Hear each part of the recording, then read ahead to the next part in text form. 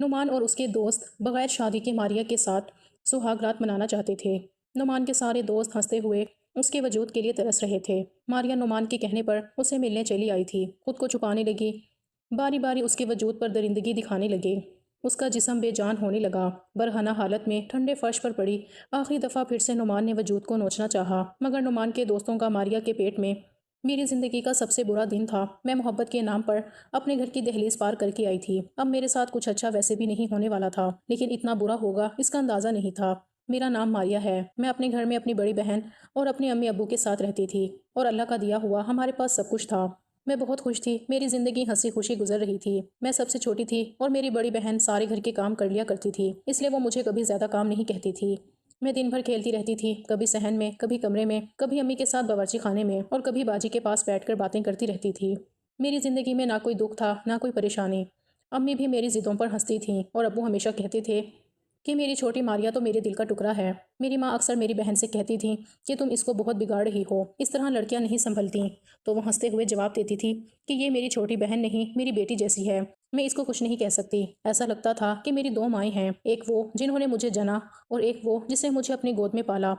باجی کے سائے میں بہت خوش رہتی تھی، وہ میری حفاظت کرتی تھی، میری چھوٹی چھوٹی خواہشیں پوری کرتی تھی۔ وہ مجھے کبھی کچھ کرنے نہیں دیتی، بس کبھی کبھار کہتی کہ ماریا اوپر چھت سے کپڑے اتار لانا۔ ایک دن ایسا ہی ہوا، میں شام کے وقت چھت پر کپڑے اٹھانے گئی، ہوا میں ہلکی ٹھنڈک تھی اور سورج ڈھلنے کو تھا۔ جیسے ہی میں نے کپڑے اٹھانے شروع کیے، میری نظر سامنے والے گھر کی چھت پر گئی، وہاں ایک لڑکا کھڑا تھا، وہ سیدھا میری طرف دیکھ رہا تھا۔ پہلے تو میں حیران ہوئی کہ یہ کون ہے، لیکن پھر اگلے دن جب میں دوبارہ گئی تو وہ پھر وہیں تھا اور مجھے دیکھ رہا تھا۔ اس کے چہرے پر ایک عجیب سی مسکراہٹ تھی، جیسے وہ مجھے پہچان چکا ہو۔ مجھے لگا شاید یہ محض اتفاق ہے، مگر پھر تیسرے دن بھی وہ وہیں تھا، اور جیسے ہی میں چھت پر گئی وہ آ گیا اور نظریں مجھ پر جما لیں۔ اب مجھے سمجھ آ گیا کہ یہ محض اتفاق نہیں ہے، وہ جان بوجھ کر اسی وقت آتا ہے جب میں چھت پر جاتی ہوں۔ پہلے پہل تو میں نے توجہ نہیں دی، میں کپڑے اٹھا کر جلدی سے نیچے آ جاتی تھی، مگر دل کے اندر کہیں نہ کہیں تجسس جاگ اٹھا تھا۔ میں سوچتی کہ وہ کون ہے اور کیوں روز میری طرف دیکھتا ہے۔ پھر ایک دن میں نے اپنی نظریں اس کی طرف اٹھائیں تو وہ پہلے سے زیادہ ہنس رہا تھا اور اپنے ہاتھ سے اشارہ کیا جیسے کچھ کہنا چاہتا ہو کہ تم بہت خوبصورت ہو۔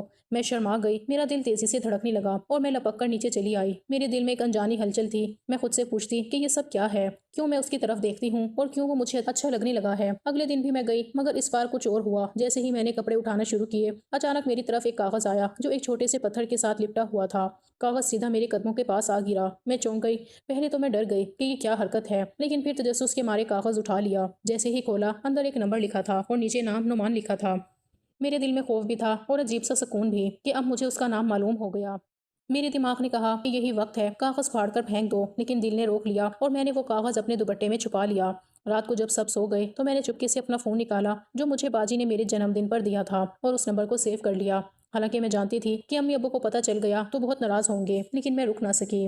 اگلے دن میں پھر چھت پر گئی، نعمان پہلے سے وہاں موجود تھا، جیسے میری راہ دیکھ رہا ہو۔ اس نے اشارے سے پوچھا کہ کال کب کرو گی؟ میں ہنسنے لگی، مجھے خود سمجھ نہیں آ رہی تھی کہ ہنسی کیوں آ رہی ہے، لیکن جیسے ہی میں نیچے اتری میرے دل کی دھڑکن تیز تھی۔ رات کو جب سب اپنے کمروں میں جا چکے تھے، میں نے موبائل کھولا اور اس کے نمبر پر میسج لکھ دیا۔ میں نے لکھا کہ کیوں مجھے اپنا نمبر دیا ہے، کیا مسئلہ ہے آپ کو، آپ تو بڑے دل پھینک لگتے ہیں۔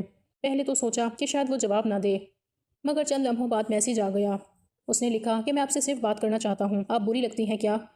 میں نے فون بند کر دیا، لیکن دن کا چین ختم ہو گیا۔ کچھ دیر بعد پھر موبائل اٹھایا اور میسیجز دیکھنے لگی۔ اس کے الفاظ نرم تھے، اس کے لہجے میں نرمی تھی۔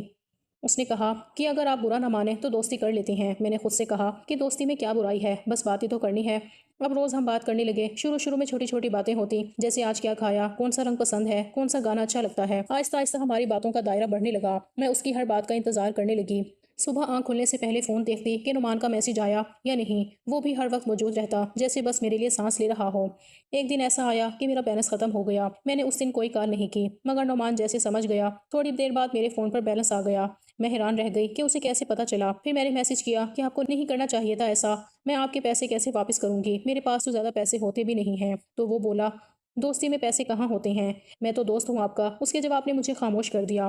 میرے دل کے اندر ایک عجیب سا احساس ابھر آیا، جیسے میں واقعی اس کی دوست بن چکی ہوں۔ اس دن کے بعد ہماری باتوں میں نرمی بڑھتی گئی، نعمان میری زندگی کا حصہ بنتا جا رہا تھا۔ میں سمجھتی تھی کہ یہ سب صرف دوستی ہے، مگر حقیقت میں یہ وہ دروازہ تھا جو مجھے ایک ایسی دنیا میں لے جا رہا تھا جہاں سے واپس آنا ممکن نہیں تھا۔ ہم لوگ کسی کے گھر زیادہ آتے جاتے نہیں تھے، اس لیے مجھے پتہ نہیں تھا کہ یہ نعمان کس کا بیٹا تھا، لیکن اتنا ضرور معلوم تھا کہ وہ ہمارے محلے میں ہی رہتا ہے۔ کبھی کبھی میں سوچتی کہ اگر اتفاق سے کہیں سامنا ہو گیا تو میں کیا کروں گی۔ اگر اتفاق سے کہیں سامنے آ گیا تو میں کیا کروں گی، لیکن ایسا کبھی ہوا نہیں، بس وہی چھت والے لمحے تھے جن میں وہ دکھائی دیتا تھا۔ ایک دن میں دوپہر کے وقت باورچی خانے میں امی کی مدد کر رہی تھی کہ بابا گھر آئے اور کرسی پر بیٹھ گئے۔ ان کے چہرے پر ہلکی سی تھکن تھی۔ امی نے پوچھا کہ کیا ہوا، تو بابا نے ہنس کر کہا کہ آج ایک محلے کے لڑکے نے میری مدد کی، بہت اچھا لڑکا تھا۔ مسجد کے باہر سے میرا جوتا چوری ہو گیا تھا، لیکن وہ مجھے اپنا جوتا دے کر گھر تک چھوڑنے آیا۔ میں نے اسے کہا کہ جوتا واپس لے جاؤ، تو کہنے لگا کہ کوئی بات نہیں، میں نیا لے لوں گا، بہت اچھا لڑکا تھا۔ امی نے پوچھا کہ کون سا لڑکا تھا، تو بابا نے کہا کہ نام نعمان بتا رہا تھا۔ میں نے جیسے ہی یہ سنا میرا دل زور سے دھڑکنے لگا، میرے لبوں پر ایک انوکھی سی مسکراہٹ آ گئی۔ دل نے کہا کہ نعمان صرف باتوں میں ہی اچھا نہیں ہے، حقیقت میں بھی ایک اچھا انسان ہے۔ اس نے میرے والد کی مدد کی جبکہ اس کو معلوم بھی نہیں تھا کہ وہ میرے ابو ہیں۔ اس رات جب نعمان سے بات ہوئی تو میں نے اس سے پوچھا کہ کیا تم نے کسی بزرگ آدمی کی مدد کی تھی، تو وہ ہنس کر بولا کہ ہاں، ایسے کام تو میں کرتا رہتا ہوں، اچھا لگتا ہے جب کسی کی مدد کر پاتا ہوں، خاص طور پر بوڑھے لوگ ہوتے ہیں نا تو اور بھی زیادہ ضرورت ہوتی ہے۔ میں نے دل سے کہا کہ میرے دل میں تمہارے لیے عزت بڑھ گئی ہے، تم بہت اچھے انسان ہو، اور وہ صرف ہنس کر بولا کہ تمہارے منہ سے یہ سننا میرے لیے سب سے بڑی بات ہے۔ ویسے تو میں اپنی بہن سے ہر بات شیئر کرتی تھی، صبح سے شام تک میری ہر چھوٹی بڑی بات باجی کے علم میں ہوتی تھی۔ میں اسکول کی باتیں بتاتی تھی، دوستوں کی باتیں بھی سناتی تھی، لیکن نعمان کے بارے میں نے کبھی ذکر نہیں کیا، حالانکہ ایسی کوئی غلط بات نہیں تھی، ہم صرف دوست تھے، لیکن پھر بھی نہیں بتایا کیونکہ باجی ذرا سخت مزاج تھیں۔ وہ ہمیشہ کہتی تھی کہ لڑکا اور لڑکی کبھی دوست نہیں ہو سکتے۔ میں اکثر ان سے بحث کرتی کہ آخر کیوں نہیں ہو سکتے، مگر وہ اپنا موقف نہیں بدلتی تھیں۔ ان کی باتیں سن کر کبھی کبھی دل میں خیال آتا کہ اگر وہ جان گئی کہ میں نعمان سے بات کرتی ہوں تو بہت ناراض ہوں گی، اس لیے میں خاموش رہی۔ وقت گزرتا گیا اور ہماری دوستی 2 مہینے مکمل ہونے کو تھی۔ اب تو میری زندگی کا معمول بن چکا تھا، صبح اٹھ کر سب سے پہلے فون دیکھنا، رات سونے سے پہلے آخری بات نعمان سے کرنا۔ میں خود سے کہتی کہ یہ صرف دوستی ہے اور آپ ہی کی باتیں بس ایسی ہی ہیں، لیکن دل میں کہیں نہ کہیں احساس ہونے لگا تھا کہ یہ صرف دوستی نہیں ہے۔ ایک دن نعمان نے باتوں باتوں میں کہا کہ میں پورا دن تمہارے بارے میں سوچتا رہتا ہوں۔ میں نے مسکرا کر کہا کہ وہ تو میں بھی سوچتی رہتی ہوں۔ تو اس نے کہا کہ تم ہمیشہ میرے خیالوں میں رہتی ہو۔ میں نے کہا ہاں، تم بھی میرے خیالوں میں رہتے ہو۔ وہ بولا کہ پاگل تو نہیں لگوں گا اگر یہ کہوں کہ شاید ہمیں ایک دوسرے سے محبت ہو گئی ہے۔ میں کچھ لمحے خاموش رہی، دل کی دھڑکن جیسے رک سی گئی۔ میں نے آہستہ سے کہا محبت؟ اس نے کہا ہاں محبت۔ میں نے کہا تمہیں کیسے پتا کہ یہ محبت ہے؟ تو اس نے جواب دیا کہ جب کوئی دوسرا دل میں آ جائے اور اس کے بغیر لمحہ کٹھن لگنے لگے تو سمجھ لو محبت ہے۔ میں چپ رہی، لیکن دل کے اندر ایک نرم سا احساس پھیل گیا۔ میں نے سوچا کہ شاید واقعی یہی محبت ہے۔ اس دن کے بعد ہماری باتوں کا رنگ بدل گیا، پہلے ہم عام باتیں کرتے تھے، اب باتوں میں پیار آ گیا۔ کبھی وہ کہتا کہ تم یاد آ رہی ہو، کبھی میں کہتی کہ تمہارے بغیر دل نہیں لگتا۔ ہم خوابوں کی باتیں کرتے تھے، ہم کہتے تھے کاش مل سکتے، کاش ہاتھ پکڑ سکتے، کاش گلے لگا سکتے۔ ہم اپنی دنیا میں کھو گئے تھے، جیسے باہر کا کوئی وجود باقی نہ ہو۔ کہتے ہیں کہ زہر بھی اتنی جلدی اثر نہیں کرتا جتنی جلدی محبت اثر کرتی ہے۔ ہمارے ساتھ بھی یہی ہو رہا تھا، ہم دونوں اس محبت کے اثر میں تھے اور ہمیں یہ احساس ہی نہیں تھا کہ یہ محبت آگ بن چکی ہے جو ایک دن ہمیں جلا کر راکھ کر دے گی۔ مجھے نعمان نے کہا کہ وہ مجھ سے ملنا چاہتا ہے۔ میں نے کہا کہ ملنا تو میں بھی چاہتی ہوں، اب تک ہم دونوں ایک دوسرے کے لیے اتنے بے چین ہو گئے تھے کہ کچھ بھی کر کے ایک دوسرے سے ملنا چاہتے تھے۔ نعمان نے کہا کہ ساتھ میں گھومیں گے، پھریں گے، آئس کریم کھائیں گے اور ہاتھ تو پکڑنے دو گی نا؟ میں نے کہا کہ صرف ایک بار۔ کہنے لگا کہ ایک بار بھی کافی ہوگا میرے لیے۔ میں ہنس پڑی، لیکن دل کے اندر ایک عجیب سا احساس تھا۔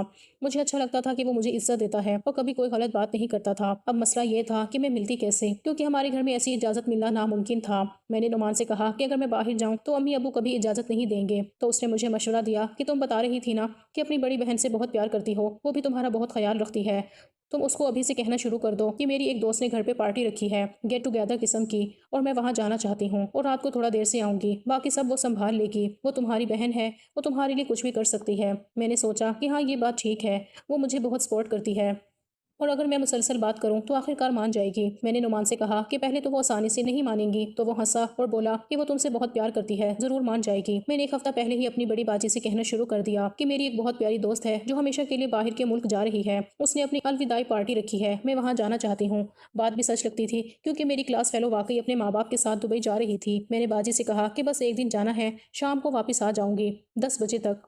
باجی نے پہلے کہا کہ بہت مشکل ہے، امی ابو اجازت نہیں دیں گے، لیکن میں نے 2 3 دن ان کے سامنے اداسی دکھائی، چپ چاپ رہی، نہ ہنسی نہ بولی۔ آخرکار باجی مان گئی، کہنے لگی کہ ٹھیک ہے تم چلی جانا، میں 5 بجے امی ابو کو کہہ دوں گی کہ تم واپس آ گئی ہو، 5 گھنٹے میں ان کو بہلا لوں گی، کہہ دوں گی کہ تم تھک کر سو گئی ہو، کیونکہ ہمارا کمرہ ایک ہی تھا اور وہ جانتی تھی کہ میں اکثر جلدی سو جاتی ہوں۔ میں نے ان کا شکریہ ادا کیا، وہ مسکرا کر بولی کہ بس جلدی واپس آنا اور خیال رکھنا۔ میں دل ہی دل میں خوش ہو گئی، نعمان کو بتایا تو وہ بہت خوش ہوا، کہنے لگا کہ دیکھو میں نے کہا تھا نا سب ٹھیک ہو جائے گا، اب تم تیار رہنا، میں تمہیں پارک میں ملوں گا۔ وہ پارک ہمارے محلے سے تھوڑا دور تھا، لیکن میں بچپن میں کئی بار گئی تھی، اس لیے جگہ مانوس تھی۔ اس دن میں نے تیاریاں اس طرح کی جیسے واقعی کسی خاص تقریب میں جا رہی ہوں، اپنے بہترین کپڑے پہنے، ہلکا سا میک اپ کیا، دل زور زور سے دھڑک رہا تھا۔ نعمان نے کہا تھا پے پارک میں جس جھولے پر کہو گے تمہیں بٹھاؤں گا، ہم ساتھ بیٹھیں گے جیسے جوڑے بیٹھتے ہیں، گول گپے کھائیں گے، آئس کریم کھائیں گے، تم موج مستی کرو گی اور میں بس تمہیں دیکھتا رہوں گا۔ میں نے باجی سے اجازت لی، امی ابو سے الوداع کہا اور دروازے سے نکلتے ہوئے دل کے اندر ایک عجیب سا جوش تھا، جیسے کوئی خواب پورا ہونے والا ہو۔ میں راستے بھر نعمان کے میسی دیکھتی رہی، وہ بار بار پوچھ رہا تھا کہ کہاں پہنچی۔ میں نے جواب دیا کہ بس تھوڑی دور ہوں۔ پارک کے قریب پہنچتے ہی میں نے دیکھا وہ گیٹ کے پاس کھڑا میرا انتظار کر رہا تھا، جیسے وہ صدیوں سے منتظر ہو۔ ہم دونوں پارک میں داخل ہوئے، ہوا میں ہلکی سی خوشبو تھی، شام کا وقت تھا، درختوں کی چھاؤں میں بینچیں پڑی تھیں اور بچوں کی ہنسی گونج رہی تھی۔ میں نے پہلی بار اسے اتنا قریب سے دیکھا، وہ بالکل ویسا نہیں تھا جیسا میں نے تصور کیا تھا، وہ اس سے بھی زیادہ پرسکون اور نرم چہرے والا انسان تھا۔ جیسے ہی میری نظر اس پر پڑی، اس نے آہستہ سے کہا تم تو بہت زیادہ خوبصورت ہو یار، میں نے تو ہمیشہ تمہیں دور سے دیکھا تھا۔ میں شرما گئی اور نظریں جھکا لی۔ ہم دونوں خوش تھے جیسے ہم نے دنیا کی سب سے بڑی کامیابی حاصل کر لی ہو۔ ہم جھولوں پر بیٹھے باتیں کرتے رہے، وہ کبھی میرے ہاتھ پکڑنے کی کوشش کرتا اور پھر ہنس دیتا، کہتا کہ ایک دن پورا پکڑوں گا، آج صرف باتیں ہی کافی ہیں۔ ہم نے آئس کریم کھائی، گول گپے کھائے اور میں ہر لمحہ بھول گئی کہ میں کہاں سے آئی ہوں اور کہاں واپس جانا ہے۔ اس شام پارک کے ہر درخت پر ہوا کے جھونکے نے ہماری خوشی میں شامل ہو کر ہمیں ایک ایسی دنیا میں پہنچا دیا تھا جہاں بس ہم دونوں تھے اور کوئی نہیں۔ ہم لوگوں نے تقریباً سارا پارک گھوم لیا تھا، ہم لوگ جلدی آ گئے تھے، زیادہ لوگ بھی نہیں تھے، اس لیے بہت مزہ آ رہا تھا، کوئی دیکھ بھی نہیں رہا تھا اور ہم دونوں کھل کر ہنس رہے تھے۔ نعمان میرے ساتھ بچوں کی طرح باتیں کر رہا تھا، وہ کہتا کہ تم مسکراتی ہو تو پورا منظر خوبصورت لگنے لگتا ہے۔ میں اسے چھیڑتی کہ تمہیں تو سبھی لڑکیاں اچھی لگتی ہوں گی، تو وہ فوراً کہتا کہ نہیں تم جیسی کوئی نہیں۔ میں اندر سے خوش بھی تھی اور شرما بھی رہی تھی۔ اب شام ہونے لگی تھی، آسمان پر ہلکی سی سنہری روشنی پھیل گئی تھی۔ میں نے نعمان سے کہا کہ میں نے 10 بجے تک کا ٹائم لیا تھا باجی سے، لیکن ہم نے تو سارا پارک دیکھ لیا، کھا پی بھی لیا، اب بہتر ہے کہ ٹائم سے پہلے ہی چلیں تاکہ کوئی مسئلہ نہ ہو۔ نعمان نے میری بات سنی اور مسکرا کر بولا رات کو ہی تو اصل مزہ آنے والا ہے۔ میں چونک گئی اور بولی کہ کون سا مزہ؟ تو اس نے جواب دیا کہ مووی نہیں دیکھو گی میرے ساتھ؟ میں نے حیرانی سے پوچھا مووی؟ کہنے لگا اور کیا؟ میں نے کہا کہ پتہ نہیں، وہ تو دیر سے ختم ہوگی۔ تو اس نے فوراً کہا کہ نہیں، میں نے شو بک کیا ہے 7 سے 10 بجے کا، بلکہ 10 سے پہلے ہی ختم ہو جائے گا۔ آج کل کون سی 3 گھنٹے کی فلمیں ہوتی ہیں۔ کہنے لگا مووی دیکھنے گئی تو اصل مزہ آئے گا، رومانٹک مووی ہے، محبت کرنے والوں کی، بالکل ہمارے جیسے، مزے سے دیکھیں گے، ہاتھ پکڑ کے۔ میں نے لمحہ بھر سوچا اور پھر کہا ٹھیک ہے۔ میرے دل میں خیال آیا کہ جب ایک دفعہ جھوٹ بول کر باہر آئی ہوں تو پورا وقت انجوائے کر لیتی ہوں، کیونکہ بار بار تو مجھے موقع نہیں ملے گا اور نہ ہی ہر بار باجی مانیں گی۔ میں نے اپنے دل کو مطمئن کیا کہ صرف مووی ہی تو دیکھنی ہے، اس میں برا کیا ہے۔ میں نے اپنی دوست کو فون کیا اور پوچھا کہ باجی کی کال آئی تھی، تو اس نے کہا کہ ہاں ایک دفعہ آئی تھی۔ میں نے کہا کیا کہا؟ تو بولی کہ میں نے کہا کہ تم باتھ روم میں ہو، اگر دوبارہ کال آئے تو گھر چلی جانا۔ اس نے کہا ٹھیک ہے۔ میں نے اپنا فون دیکھا تو واقعی باجی کی مس کال آئی تھی، مگر میں اتنی مصروف تھی کہ دھیان ہی نہیں گیا۔ میں نے سوچا کہ اب واپس کال کرنے کا کوئی فائدہ نہیں، کیونکہ میں جلدی گھر پہنچ ہی جاؤں گی۔ ہم لوگ جب رکشے میں بیٹھے تو نعمان نے ڈرائیور سے کہا کہ سینما ہال جانا ہے۔ میں نے کھڑکی سے باہر دیکھا، ہوا میں خنکی تھی اور دل میں ہلکی سی گھبراہٹ بھی تھی، مگر خود کو سمجھایا کہ سب ٹھیک ہے، نعمان کے ساتھ ہوں، کوئی مسئلہ نہیں ہوگا۔ رکشہ شہر کی گلیوں سے ہوتا ہوا ایک طرف رک گیا۔ میں نے گردن اٹھا کر دیکھا تو سامنے کسی بڑی عمارت کا بورڈ لگا تھا۔ میں نے حیرت سے پوچھا کہ یہ کون سی جگہ ہے؟ یہاں تو کوئی سینما نہیں دکھ رہا۔ نعمان نے کہا کہ تمہیں پتہ ہے وہ سینما بند ہو گیا ہے، اس لیے میں نے سوچا کہ یہاں بیٹھ کر مووی دیکھ لیتے ہیں۔ فون میں ہے نا مووی؟ میں نے کہا کہ نہیں، ایسے کرنے کی کیا ضرورت ہے، گھر چلتے ہیں۔ تو وہ مسکرا کر بولا کہ تم مجھ پر بھروسہ نہیں کرتی۔ میں نے کہا کہ بھروسہ ہے، لیکن عجیب سا لگ رہا ہے۔ اس نے نرمی سے کہا کہ ڈرنے کی ضرورت نہیں ہے، بس ایک چھوٹا سا کمرہ ہے، وہاں سکون سے بیٹھ کر مووی دیکھیں گے۔ اس نے میری آنکھوں پر ہاتھ رکھا اور کہا کہ کمرہ دیکھ کر حیران ہو جاؤ گی، کبھی کسی 5 اسٹار ہوٹل میں گئی ہو؟ میں نے ہنستے ہوئے کہا نہیں۔ جب ہم دروازے کے قریب پہنچے تو میں کچھ سمجھ نہیں پا رہی تھی، میرا دل تیزی سے دھڑکنے لگا، جیسے اندر کچھ ٹھیک نہیں تھا۔ نعمان نے دروازہ کھولا اور آہستہ سے کہا چلو اندر۔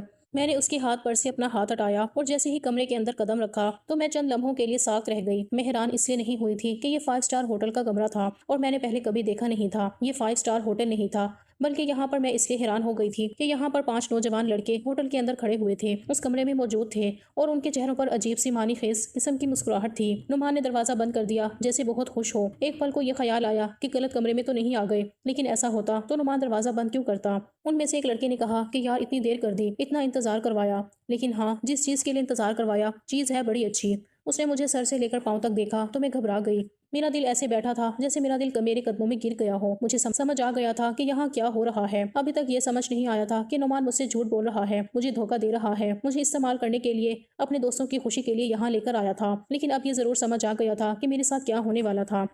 وہ سب میری طرف بڑھے، کسی نے بھی مجھ پر رحم نہیں کیا، کسی نے نہیں سوچا کہ میں کسی کی بہن ہوں، کسی کی بیٹی ہوں، کم عمر ہوں، بس ان کا جو دل کیا انہوں نے میرے ساتھ ویسا سلوک کیا تھا۔ مجھے ایسا لگتا تھا کہ میری زندگی ختم ہو جائے گی، لیکن ایسا بھی نہیں ہو رہا تھا، یہ ایک برا خواب تھا، ختم ہی نہیں ہو رہا تھا۔ رات گزر چکی تھی اور میں ابھی تک گھر نہیں پہنچی تھی، گھر میں جیسے قیامت برپا تھی، میری تلاش شروع ہو چکی تھی۔ सब घबरा गए थे। मैंने जाते वक्त बहन से यही कहा था कि मैं अपने दोस्त के घर जा रही हूँ, लेकिन जब घर वालों ने फोन किया तो दोस्त ने साफ कह दिया कि वो तो किसी से मिलने गई थी। अब सारे झूठ एक एक करके खुलने लगे थे। बहन ने माँ बाप से झूठ बोला था कि मैं दोस्त के घर हूँ, दोस्त ने बहन से झूठ बोला था कि मैं किसी से मिलने गई हूँ, और मैंने सबसे झूठ बोला था कि मैं सिर्फ बाहर थोड़ी देर के लिए जा रही हूँ। अब सबके सामने सच आ चुका था और मैं कहीं नजर नहीं आ रही थी। मेरा फोन मुसलसल बंद जा रहा था। माँ बाप पागलों की तरह दरवाजे पर बैठे थे। बाजी रो रो कर थक चुकी थी। दोस्त के घर वालों ने भी उसे डांट दिया था कि अगर तुम्हारी दोस्त कोई गलत कदम उठा रही थी तो तुम्हें बताना चाहिए था, तुम भी उसके साथ शामिल हो, तुम्हें शर्म नहीं आई। इन सब बातों के बाद मेरी बहन खामोश हो गई थी। उसकी आंखों में आंसू थे और दिल में खौफ कि पता नहीं मैं कहाँ हूँ, किस हाल में हूँ। मेरे घर में अजीब सा सकूत फैल गया था। सब दुआएं मांग रहे थे, मगर किसी को खबर नहीं थी कि मैं कहाँ पड़ी हूँ। मेरी बहन जो हमेशा घर की फर्माबरदार बेटी थी, उसे भी माँ बाप ने सख्त बातें सुनाई। कहा कि तुम्हें रोकना चाहिए था, पूछना चाहिए था कि कहाँ जा रही हो। अगर तुम साथ चली जाती तो शायद आज ये सब ना होता। जब मेरी आंख खुली तो चारों तरफ सफेद दीवारें नजर आईं। मेरे बदन में इतना दर्द था कि सांस लेना भी मुश्किल हो रहा था। मैंने कोशिश की उठने की, मगर उठ ना सकी। बस इतना देखा कि मेरी बहन मेरे पास खड़ी है और माँ एक तरफ बैठी सर पकड़कर रो रही है। मेरे बाबा वहां नहीं थे, शायद वो बर्दाश्त नहीं कर पा रहे थे। डॉक्टर्स आ जा रहे थे और मैं सिर्फ इतना समझ पा रही थी कि कोई बड़ी बात हो चुकी है। मेरी बहन ने आस्ते से मेरा हाथ थामा। मैंने आंखों से पूछा कि क्या हुआ, तो वो फूट फूट कर रोने लगी। पुलिस वाले अंदर आए और बताया कि ये लड़की हमें सड़क पर जख्मी हालत में मिली थी। उसके फोन से नंबर निकाल कर हमने आप लोगों को इत्तला दी। मैंने आंखें बंद कर ली, जैसे सब कुछ खत्म हो गया हो। डॉक्टर कह रहे थे कि मुझे होश आए हुए एक हफ्ता गुजर चुका है, मगर अभी भी मेरी हालत नाजुक है। एक नर्स ने आहिस्ता से कहा कि दुआ करें कि वो ठीक हो जाए, क्योंकि डॉक्टर्स को खदशा है कि शायद ये लड़की अब कभी चल ना पाए। मेरे लिए वो जुमला किसी कयामत से कम नहीं था। मैंने अपनी टांगें हिलाने की कोशिश की, लेकिन कुछ महसूस नहीं हुआ, जैसे जिस्म का आधा हिस्सा पत्थर बन गया हो। मेरी बहन मेरी आंखों में देखकर बोली कि क्यों गई थी वहां। मैंने होंठ हिलाने की कोशिश की, लेकिन आवाज ना निकली। मेरे दिल में सिर्फ एक ही बात गूंज रही थी कि मैं तो मोहब्बत के लिए गई थी, एक ऐसे रिश्ते के लिए जिसे मैं सच्चा समझती थी। मुझे क्या पता था कि मेरी मोहब्बत मुझे इस हाल तक ले आएगी कि मैं ना जीते जी सकूंगी, ना मर के सुकून पा सकूंगी। मैं खामोश लेटी रही और माँ की हिचकियां सुनाई देती रही। मैंने सोचा था मोहब्बत जिंदगी देगी, मगर वो तो मेरी जिंदगी ही ले गई थी। मेरे माँ बाप का कहना था कि कोई पुलिस कंप्लेन ना की जाए और इस केस को यहीं पर खत्म कर दिया जाए। वो लोग डर गए थे, उनके चेहरों से खौफ साफ जाहिर था। उनका ख्याल था कि अगर ये बात बाहर गई तो लोग क्या कहेंगे। लोग उंगलियां उठाएंगे कि बेटी घर से निकली थी तो फिर ये सब क्यों हुआ। मेरे बाबा का दिल जैसे पत्थर हो गया था। वो एक लफ्ज भी नहीं बोलते थे और मेरी माँ बस यही कहती रहती थी कि सब कुछ भुला दो, अब कुछ नहीं हो सकता। लेकिन किस्मत को कुछ और ही मंजूर था, क्योंकि मेरे साइड वाले बेड पर एक मरीजा दाखिल थी जिसका शौहर वकील था। वो जब मुझसे मिला तो उसने कहा कि आपका केस बहुत मजबूत है, आपको इंसाफ मिल सकता है। वो बोला कि अगरचे आपके साथ जो जुल्म हुआ वो कभी मिट नहीं सकता, लेकिन अगर आप हिम्मत दिखाएं तो कम से कम उन दरिंदों को सजा जरूर मिलेगी, ताकि कल कोई और लड़की उनके हाथों बर्बाद ना हो। उसने कहा कि मैंने अपनी जिंदगी में ऐसे कई केस देखे हैं जिनमें सबूत नहीं होते, लेकिन फिर भी लड़कियां इंसाफ के लिए लड़ती हैं, और आपके पास तो सब कुछ है। मेडिकल रिपोर्ट मौजूद है, डॉक्टर ने सब कुछ लिख दिया है। आपके जिस्म पर जख्मों के निशान खुद गवाही दे रहे हैं कि आपके साथ जुल्म हुआ है। आपके पास उनके मैसेजेस हैं, उनके नाम है, पार्क की टिकट है, होटल का नाम है, कमरे का नंबर है, और सबसे बढ़कर आप खुद जिंदा हैं और गवाही दे सकती हैं। उसने कहा कि मैं आपका केस मुफ्त में लड़ूंगा, आपको किसी चीज की फिक्र करने की जरूरत नहीं है। मेरे माँ बाप तो अब भी खामोश थे, उनकी नजरें झुकी हुई थीं, लेकिन मेरी बहन ने मेरा हाथ पकड़ा और कहा कि हम ये केस जरूर लड़ेंगे। वो बोली कि हम इंसाफ के लिए लड़ेंगे, अगर आप खामोश रहे तो कल किसी और के साथ यही सब होगा। उसके अल्फाज मेरे लिए उम्मीद की किरण बन गए। मैंने भी फैसला कर लिया कि अब मैं पीछे नहीं हटूंगी। मैं कमजोर थी, जख्मी थी, लेकिन अंदर से एक नई ताकत पैदा हो चुकी थी। मेरे केस का आगाज हुआ। ये लंबा और मुश्किल सफर था। मैं खुद चल नहीं सकती थी, बस व्हील चेयर पर बैठी रहती थी, लेकिन मेरी बहन मेरे साथ खड़ी थी। हर पेशी पर वो मेरा सहारा बनती थी। मैंने वकील को सब कुछ बताया, पार्क की टिकट जमा करवाए, मैसेजेस दिखाए, होटल का नाम बताया, और वो सब चेहरे याद किए जिन्होंने मेरी जिंदगी तबाह कर दी थी। मेरी गवाही सबके लिए एक सदमा थी। लोग अदालत में खामोशी से सुनते थे और मैं आंसू जब्त करती थी। नुमान और उसके दोस्तों को गिरफ्तार कर लिया गया था। जब पुलिस उन्हें लाई तो मैंने उनकी तरफ देखा। एक लम्हे के लिए भी उनके चेहरों पर शर्मिंदगी नहीं थी, जैसे वो सब कुछ खेल समझकर कर चुके हों। उस वक्त मेरा दिल चाहा कि चीखूं, चिल्लाऊं, लेकिन मैं खामोश रही, क्योंकि अब अदालत मेरा जवाब थी।